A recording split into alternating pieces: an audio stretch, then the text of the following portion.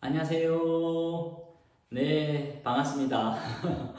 벌써 우리 리오하고 지혜 또 유아세례 교육 세 번째 시간이 찾아왔습니다. 벌써 2주가 지났어요. 여러분들 또 리오와 지혜를 사랑하는 마음으로 열심히 또 유아세례를 잘 준비하고 계실 거라고 믿습니다. 우리가 지난 2번의 공부를 통해서 첫 번째로 왜 우리가 유아세례를 리오와 지혜에게 주어야만 하는지에 대해서 우리가 잠시 나눠보았고, 또 지난주에는 그 유아 세례의 기원에 대해서 우리가 함께 살펴보았습니다. 오늘은 그 유아 세례의 전통에 대해서 또 함께 나눠보고자 합니다. 여러분, 매주 해야 되는 일 잊지 않고 계시죠? 꼭 보내주셔야만 돼요. 네, 꼭 보내주십시오. 아직 못 받은 분이 있습니다. 여러분, 기억하시죠? 누군지 아마 알 거예요. 꼭 보내주셔야만 합니다. 매주 강의를 들은 후 느낀 점을 저에게 이메일로 보내주셔야만 하고요. 그리고 매주 강의에 나가는 과제를 또 충실히 실행해 주셔야만 합니다. 오늘 나가는 과제는 지난 2번의 과제하고는 조금 다르고 또 좀 더 정성을 들여야만 과제예요. 기억해 주세요. 그리고 세 번째, 매주 강의 후에 우리 세례를 위한 그 문답 공부를 꼭 해주시길 바라겠습니다. 먼저 우리 지난 공부에서 우리가 무엇을 배웠는지 잠시 살펴보고자 합니다. 여러분, 학습의 가장 좋은 방법은, 가장 효율적인 학습 방법은 바로 반복입니다. 반복을 통해서 여러분들이 계속 그것을 기억할 수 있게 하는 게 가장 중요하고 또 유효한 교육적인 방법인 것 같아요. 그래서 우리가 지난주에 우리가 무엇을 공부했는지 다시 한번 생각해 보도록 할게요. 첫 번째, 죄는 죄 씻음 자체가 아니라 죄 씻음에 대한 표라고 우리가 배웠습니다. 두 번째로, 유아들이 세례를 받아야 하는 첫 번째 이유는 죄 씻음과 성령이 그들에게도 약속되어 있었기 때문이다 라고 우리가 배웠고요. 마지막 세 번째는, 유아들이 세례를 받아야 하는 두 번째 이유, 언약 백성으로서 구별된 삶을 살게 하기 위함이라고 우리가 배웠습니다. 그리고 유아 세례의 기원에 대해서 우리가 지난주 살펴볼 때, 먼저 유아 세례는 하나님께서 아브라함을 부르시고 그에게 주신 할례로부터 시작되었다라고 우리가 배웠습니다. 할례는 개인이 아니라 온 가정에 시행되어야만 하는 법이었다라고 우리가 또 공부를 했고요. 왜냐하면 말씀 창세기 15장 12절의 말씀 보면 모든 남자가 난 지 8일 만에 할례를 받아야 한다라고 하나님께서 명령하셨기 때문입니다. 구약의 할례는 오실 메시아에 대한 기대와 약속의 증표라고 한다면, 신약의 세례는 오신 메시아에 대한 성취와 또 믿음의 증표라고 우리가 지난주에 또 배우게 되었고요. 그리고 마지막으로, 유아들에게 세례를 베푸는 것은 부모의 믿음이 자녀에게 계승된다, 다시 말해 전달된다라는 그런 어떤 언약적 차원에서 주는 것이다 라고 우리가 배웠습니다. 자, 오늘은 이번 주에 우리는 유아 세례의 전통에 대해서 함께 공부해 볼 건데요. 여러분, 전통이 무엇을 의미하는지는 잘 아시죠? 바로 오래전부터 소중하게 지켜져 내려오는 관습 정도로 우리가 이해를 할 수가 있습니다. 그렇다면 이 유아 세례는 언제 시작된 것인가? 우리가 생각해 볼 수 있는데, 유아 세례는 보통 우리가 초대교회 때부터 시작되었다라고 보고 있습니다. 그전에는 할례가 시행되었고, 예수님이 오시고 난 후 교회가 시작되었을 때 초대교회 때 유아 세례를 베풀었지 않았나라고 생각을 하는데요. 먼저 사도행전 2장에 나오는 베드로의 그 말씀을 통해서, 그리고 고넬료 가정을 통해서, 그리고 간수의 가정이 바울로부터 세례를 받는 그런 어떤 모습들을 통해서 우리가 온 가정에 세례를 베풀었기 때문에 그 가정에 있던 유아들도, 어린 아이들도 세례를 받았을 것이다 라고 우리가 생각하고 있는 거죠. 교회는 이렇듯 사도들로부터 전통을 물려받아서 아이들에게 세례를 베풀기 시작했다라는 게 우리 교회들이 믿어오는 전통입니다. 유아 세례라는 말은 여러분 성경에 나오지 않습니다. 하지만 교회의 관습으로 정통 기독교에서 시행되어 온 예식이라고 볼 수가 있습니다. 예를 들어 보면 여러분 삼위일체, 영어로 트리니티라는 이 삼위일체라는 말은 성경에 나오지 않습니다. 하지만 그 누구도 믿음이 있다면 삼위일체라는 이 교리를 부인하진 않아요. 왜냐하면 성경에 성부 하나님, 성자 예수님, 성령 하나님에 대한 정확한 기록과 명시가 되어 있기 때문에 그렇습니다. 마찬가지로 유아 세례라는 단어는 나오지 않지만 초대교회의 역사, 즉 사도신경에 나오는 초대교회의 역사를 통해서 우리가 충분히 그렇게 유아들에게도 세례를 베풀었다라고 짐작해 볼 수가 있다라는 것이죠. 그렇다면 우리가 세례의 전통에 대해서 한번 살펴볼 필요가 있는데요. 기독교 전통에서 아주 중요하게 여기는 성례라는 예식이 있습니다. 두 가지 성례라는 예식이 있는데요. 그 하나는 바로 세례이고 또 다른 하나는 성찬을 말합니다. 세례와 성찬이죠. 그리고 이 성례를 제정하신 분은 바로 예수님이십니다. 예수님께서 실제로 이 세례와 성찬을 제정하셨어요. 세례는 예수님께서 가서 제자 삼으라라고 명령하실 때 아버지와 아들과 성령의 이름으로 세례를 주라라고 명령하셨고, 예수님께서 잡히시기 전날 밤에 제자들을 모아서 이 성찬의 예식을 제정하신 것을 우리는 성경을 통해 알 수가 있습니다. 그래서 이 두 예식의 제정자는 바로 예수님이다라고 우리가 믿습니다. 그래서 교부들은 이 성례를 이렇게 표현했습니다. A visible sign for the invisible grace. 다시 말하면 보이지 않는 은혜를 위한 보이는 표다라고 정도로 우리가 알 수가 있겠죠. 여러분 여기서 교부라는 단어가 나오는데 이 교부라는 게 누구냐면 바로 교회의 아버지, 교회의 아버지라는 뜻인데요. 초대 기독교 역사가 시작되고 많은 교회들이 이제 성장해 나갈 때 그 교회들의 교리, 즉 말씀을 잘 정립하고 또 교회의 발전에 굉장한 많은 영향력을 끼친 분들을 우리는 교부다라고 부릅니다. 여러분이 잘 알고 있는 어거스틴도 우리 기독교 교회의 교부다라고 부르고요. 그리고 터툴리안도 교부다라고 우리가 부릅니다. 굉장히 유명하신 분들이에요. 기독교 역사에서. 자, 세례의 전통은 제가 좀 전에 말씀드렸다시피 이러한 전통을 가지고 있는데 이 성례에 대해서 또 우리 팀 켈러 목사님은 이렇게 설명을 하고 있더라고요. 제가 읽어드릴게요. 뉴시티 문답 해설집에 보면 성례에 대해서 우리 팀 켈러 목사님이 이렇게 글을 써두었습니다. 두 가지 종류의 성례가 있다. 하나는 세례로 단 한 번만 행하는 것이다. 여러분, 세례는 일생에 단 한 번만 받는 것입니다. 받고 싶다고 여러 번, 수십 번 이리 받는 게 아니에요. 성부와 성자와 성령으로 이름으로 받는 세례는 오직 우리 일생에 단 한 번뿐이다라는 사실을 기억하셔야 됩니다. 또 다른 하나는 성찬으로 지속적이고 정기적으로 행하는 것. 세례는 일생일대에 한 사람이 단 한 번만 받을 수 있는 것이라면 성찬, 즉 떡을 떼고 포도주를 나누어서 예수님의 몸과 피를 기념하는 이 성찬은 지속적이고 정기적으로 행해야 된다라고 얘기하고 있어요. 실제로 존 칼빈도 굉장히 이 성찬을 강조를 많이 했어요. 그래서 될 수 있으면 매주 교회가 성찬을 하기를 원한다라고 말하기도 했습니다. 우리는 이 둘을 규례라고 합니다. 그러나 우리는 이것을 또한 성례라고 해요. 예수 그리스도께서 우리에게 이것들을 행하라고 명하셨기 때문입니다. 라고 팀켈러 목사님은 설명을 합니다. 거룩한 예식이라는 거죠. 이것들을 통해 하나님의 축복과 은혜가 독특한 방식으로 우리에게 임하기 때문입니다. 라고 말합니다. 이 둘은 단지 개인에게만 해당되는 어떤 개별적이거나 혹은 경험적인 게 아니다라고 얘기해요. 여러분 분명히 얘기해요.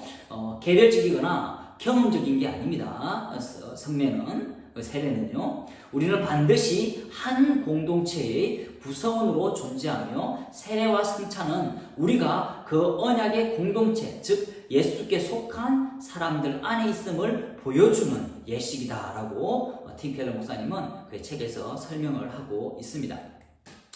자, 그렇다면 유아 세례에 대한 규칙, 전통이 지켜온 규칙에 대해서 우리가 한번 살펴볼 건데요. 자, 그리스도인들의 믿음과 신앙, 그리고 삶을 정리한 우리 개신교, 기독교의 신앙 고백서에 보면은 이렇게 기록되어 있어요. 이렇게 정리되어 있습니다. 장로교 신앙 고백서 28-4에서는 이렇게 되어 있습니다. 부모가 다 믿거나 한편만 믿는 유아라도 세례를 받을 수 있다.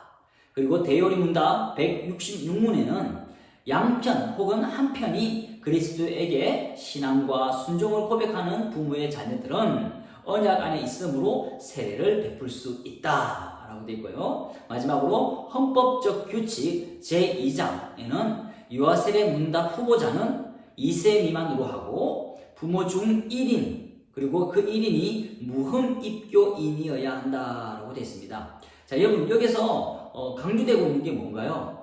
부모가 다 믿거나 혹은 한편, 즉 다시 말하면 양편 부모 중 단 한 명이라도 믿음을 가지고 있으면 그 믿음이 자녀에게 계승된다라는 언약적 차원으로 우리가 보기 때문에 이 유아에게 세례를 베푼다라는 것이죠. 아까 제가 말씀드렸던 어떤 부모의 믿음을 보고 주는 세례이기 때문에 그렇습니다. 그리고 2세 미만이어야만 합니다. 이거는 이제 우리가 보통 우리 기독교에서 우리 교회 정치에서 헌법적 규칙에서 정한 내용이고요. 그리고 무흠 입교인이어야 한다는 것은 뭐냐면 이 아이가 무흠 입교인이어야 된다는 게 아니라 부모가 무흠 입교인이어야 된다는 거죠. 무흠 입교인이란 뭐냐면 도덕적으로 하자가 없는, 즉 다시 말하면 이 도덕적으로 신실하게 살아가는 사람이어야 한다는 거죠. 범법을 행하거나 교회의 무례를 일으키는 사람들의 자녀는 유아 세례를 받을 수 없다라는 것이집니다. 자, 여기서 우리가 좀 더 자세하게 살펴보면 좀 더 전통을 따져서 우리가 왜냐면 우리가 오늘 전통에 대해서 공부를 하니까요. 기독교 전통에서 빼지 못할 두 가지 문답서가 있습니다. 우리 특히 개신교에서는 굉장히 중요하게 여기는 두 문답서가 있는데요. 하나는 웨스트민스터 소요리 문답입니다. 자, 웨스트민스터 소요리 문답에서는 이 95문에 이렇게 질문합니다. 세례는 어떤 사람에게 베풉니까? 라고 얘기해요. 이 세례에 대한 답은 이렇게 정의되어 있습니다. 세례는 유형교회 밖에 있는 사람들에게 베풀지 않으며 그리스도를 믿고 그분께 순종하겠다는 고백을 할 때 비로소 베풀게 됩니다. 다시 말하면 교회는 세례는 교회 밖에서 베푸는 것이 아닙니다. 교회 안에서 베풀고 그리고 믿음의 고백이 있어야 세례를 받을 수 있다라는 것이죠. 그리고 그 뒤에 밑에 보면 그러나 유형교회의 회원의 유아들은 세례를 받을 수 있습니다 라고 되어 있습니다. 유형교회는 뭐냐면 바로 우리 눈에 보이는 이러한 교회들을 얘기해요. 교회는 무형교회가 있고 유형교회가 있습니다. 무형교회는 하늘에 있는 교회, 즉 완전한 교회를 말하고 유형교회는 그 교회를 이미지한 만들어진 지구에 있는 그리고 우리 세계에 있는 그런 교회들을 얘기합니다. 무형교회는 하늘에 있기 때문에 완전한 교회고 유형교회는 여전히 우리가 믿음의 싸움을 하며 달려가기 때문에 불완전한 교회입니다. 하지만 성령님께서 붙드심으로 말미암아 계속해서 복음을 전하는 사명을 감당하는 교회라고 할 수가 있죠. 자, 여기에 대한 좀 더 세심한 설명이 되어 있는데요. 제가 읽어드리도록 하겠습니다. 유아 세례는 부모의 신앙 고백, 즉 사도행전 16장 15절 말씀이에요. 그 신앙 고백을 통해서 유아에게 베푸는 것으로 그들을 부모와 동일시하게 또 거룩함으로 또 부르셨다라는 것을 인식하고 그리고 받아들이는 거죠. 이에 예수님이 아이들도 교회의 회원이 될 수 있게 하신 그것을 근거로 합니다. 또한 유아가 세례를 받음으로 성령의 거룩하게 하심과 중생의 중요성을 증거해 주고 있다는 것이죠. 그런 의미에서 이 유아 세례는 믿는 믿음의 자녀에게 반드시 행해야 하는 거룩한 예식으로 오래전부터 교회 전통에서 받아 전해져 온 전통이라는 것입니다. 유아 세례에 대한 전통 그리고 그 규범에 대해서 좀 더 자세하게 설명하고 있는 문답이 있는데요. 제가 좀 전에 말씀드린 바로 하이델베르그, 또 다른 하나 하이델베르그 요리 문답입니다. 하이델베르그 요리 문답은 아예 74문에 정확하게 단도직입적으로 묻고 있습니다. 뭐라고 말하냐면 유아들도 세례를 받아야 합니까? 라고 굉장히 클리어하게, 굉장히 분명하게 묻고 있죠. 그 물음에 대한 답도 굉장히 클리어합니다. 그럴 수 있습니다. 그래도 됩니다. 그렇게 해도 됩니다. 그게 아니에요. 답이 뭐라고 되어 있냐면 단답형입니다. 그렇습니다. 라고 되어 있어요. Yes 라고 되어 있습니다. 그에 대한 여러 가지 성경적 레퍼런스를 달면서 설명을 한 부분인데요. 이 부분들을 한번 살펴보면 우리가 1강 그리고 2강에서 공부했던 내용들이 다 들어가 있다는 것을 우리가 볼 수가 있어요. 제가 한번 살펴볼게요. 그것은 유아들도 어른들과 마찬가지로 하나님의 언약과 교회에 속하였고, 우리가 이미 제가 설명을 드렸죠. 또한 어른들 못지않게 유아들에게도 그리스도의 피에 의한 속죄와 믿음을 일으키는 성령이 약속되었기 때문입니다. 제가 1강에서 분명히 제가 설명을 드렸습니다. 그래서 제가 뭐라고 했습니까? 리오와 지혜는 여러분의 자녀이기 전에 하나님의 언약의 백성이다 라는 것을 반드시 기억하고 명심해야 된다고 제가 설명을 드렸죠.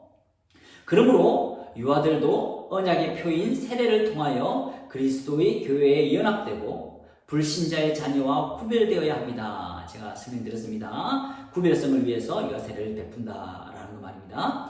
이런 일이 구약에서는 할례를 통하여 이루어졌으나 신약에서는 세례로 대체되었습니다.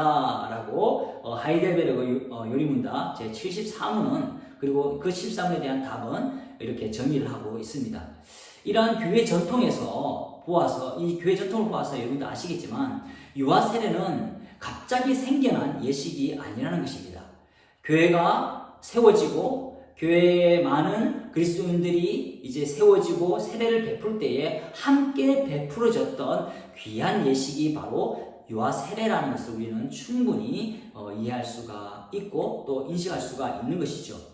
자, 여러분 꼭 기억하십시오. 유아 세례는 교회가 생겨난 그때부터 유아 초대 교회로부터 귀하게 지켜온 거룩한 예식이라는 사실을 기억하십시오. 그 거룩한 예식이 오늘날 교회에도 행하여지고 있고 그 예식이 이제 곧 리오와 지혜를 위해 거행될 것입니다. 그러니 여러분들은 이 리오와 지혜를 위한 유아 세례 예식을 귀하게 여기시고 소중하게 여기셔야만 합니다. 아시겠죠? 자, 이제 강의를 마무리하면서 여러분을 위한 과제 또 드리도록 하겠습니다. 첫 번째 뭐죠? 이번 강의를 통해서 알게 된 점이나 느낀 점을 정리하여서 반드시 이메일로 보내주세요. 이거 옵셔널이 아닙니다. 여러분 꼭 보내셔야 돼요. 둘째, 이제는 아이를 위한 축복 기도문을 작성해 주시면 됩니다. 그전 두 번의 과제는 성경 읽어주고 기도해주기 혹은 아멘 연습시키기였다면 이제는 손으로 여러분들이 쓰셔야만 하는 거예요. 다음 주도 이와 비슷한 과제가 나갑니다. 자, 뭐라고요? 아이를 위한 축복 기도문을 쓰셔서 저에게 이메일로 보내주시면 됩니다. 이거 다 난주당회에 다 제가 보고 드릴 내용들이니까 꼭 보내주셔야만 합니다. 아이를 사랑한다면 분명히 여러분들은 이 기도문을 아주 정성스럽게 쓰게 되어 있습니다. 그게 바로 부모의 마음이니까요. 분량은 미니멈 여러분 레러지에 한 반 페이지 정도 쓰시면 되는데 제가 이때까지 이 여러 번 유아세례 교육을 하고 또 많은 부모님들의 이 기도문을 제가 받아봤는데요. 단 한 분도 레러지 반장 이하로 적으신 분이 없으십니다. 보통은 레러지 한 페이지 다 빽빽하게 채우시거나 아니면 그 뒤를 이어서 뒷변도 빽빽하게 채워 오시는 분이 극히 대다수였다라는 것입니다. 그렇다고 여러분들이 그렇게 많이 쓰라는 건 아닙니다. 보통 그렇게 쓰시더라라는 거죠. 네, 뭐네 압박이죠. 아이를 사랑하는 마음으로 여러분 꼭 축복 기도문 정성을 다해서 온 마음을 담아서 써주시길 바라겠습니다. 그리고 세 번째 여러분 잊지 마셔야 될 것 바로 여러분에게 제공된 세례문답 꼭 읽으시고 공부하셔야 됩니다. 제가 매번 강조하지만 그거 나중에 몰아가지고 몰아치기 하면 절대 여러분들에게 은혜도 되지 않고 도움도 되지 않습니다. 그러니까 매주 정해진 분량을 꼬박꼬박 읽으시면서 여러분의 신앙도 점검하시고 그리고 유아세례의 문답도 준비하시면 참 좋을 것 같습니다. 자, 오늘 제가 준비한 강의는 여기까지고요. 여러분 이제 다음 주에 또 다른 이제 훈련 그리고 부모로서 우리가 가져야 될 책임이 뭔가 이제 언약의 백성으로서 언약의 자녀를 키울 때 부모로서 우리가 가져야 될 책임이 뭔지 어떻게 훈육해야 되는지에 대해서 우리가 함께 나눠볼 예정입니다. 또 다음 주에 볼 때까지 여러분 리오와 지혜 하나님의 언약의 백성인 리오와 지혜를 사랑해 주시고 또 많이 아껴 주시고 늘 그 아이를 위해서 기도해 주시는 귀한 부모님들이 되시기를 간절히 바랍니다. 그러면 우리 다음 또 네 번째 강의 때 만나도록 하겠습니다. 그때까지 건강하시길 바랍니다.